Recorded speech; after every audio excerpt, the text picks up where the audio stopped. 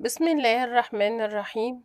اللهم صل وسلم وبارك على سيدنا محمد وعلى آله وصحبه أجمعين. السلام عليكم ورحمة الله وبركاته. ازيكم عاملين ايه؟ معاكم أميرة في قناة زي العسل. النهاردة هنعمل مع بعض طريقة عمل الزبادي بالفراولة زي ما انتوا شايفينه كده معانا. هيطلع معاكم حاجة كده خيالية، طعمها جميل جدا. طبعا مش هنقارن ببتاع بره لأن مفيش فرق أصلا. آه، هتاكلوا حاجة جديدة بشكل حلو قوي، طعم كمان جميل. يا رب تنال إعجابكم. خليكم معانا، ما تنسوش تشتركوا في القناة وتفعلوا زر الجرس وتعملوا لايك وشير عشان يوصل لكم كل جديد. خليكم معانا، احنا هنروح طبعا للمكونات بسرعة. انا جبت كيلو لبن وغليته، ودلوقتي انا ببرده وبعمل له حمام مية كده يبرد معايا بسرعة. لو انتي مش مستعجلة سيبيه يبرد براحته خالص، انا بصراحة هسيبه يبرد.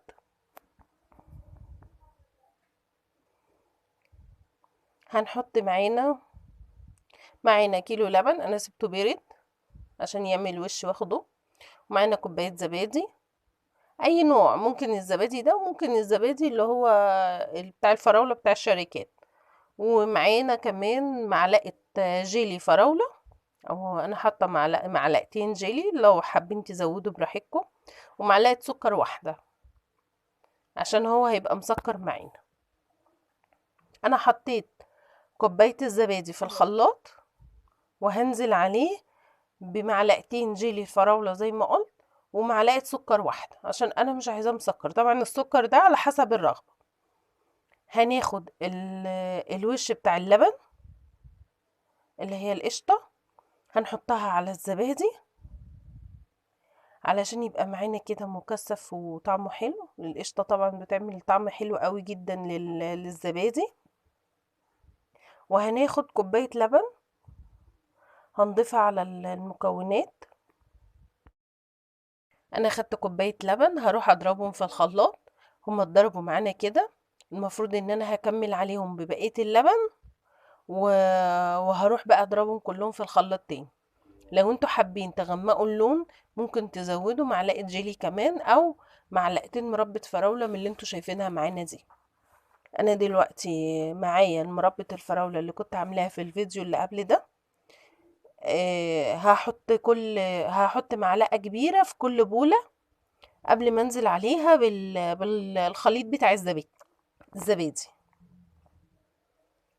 زي ما انتوا شايفين معانا كده هرصهم كلهم. انا خدت معلقة كبيرة من المربى، حطيت في كل بولة معلقة مربى قبل ما انزل بالخليط بتاع الزبادي. وقبل ما تنزلوا علشان لما تيجوا تصبوا المكون او الخليط بتاع الزبادي لازم تحطوا المعلقة كده علشان ما ينزلش مرة واحدة و... ويعمل فرق في المربى. طبعا زي ما انتوا عارفين معانا المربى لازم تتعمل لها حمام مية دافي وتتساب في مكان دافي. يعني لو البوتاجاز عندك شغال ممكن تشغلي الفرن يسخن وتسيبيهم جوه الفرن. وممكن كمان تسيبيهم في المطبخ لو المطبخ دافي. لازم يبقى في مكان دافي علشان يتخمروا صح. زي ما انتوا شايفين معانا كده انا هسيبهم في مكان دافي يتخمروا. دلوقتي زي ما انتوا شايفين هما كده اتعملوا معانا.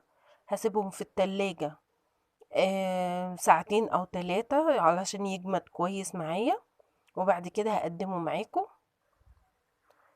كده خلاص هو الزبادي جاهز زي ما انتوا شايفينه، جاهز معانا. سبته في التلاجة ساعتين 3 على ما جمد اكتر، وبقى معايا بالشكل ده.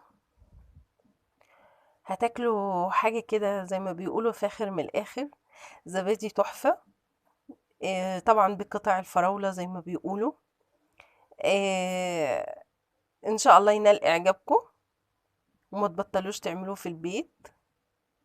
بصي اللي بيه معاكي براحتك، ما تخافيش وما تقلقيش. والمربى من تحت اهي زي ما انتوا شايفينها، او قطع بقى الفراولة.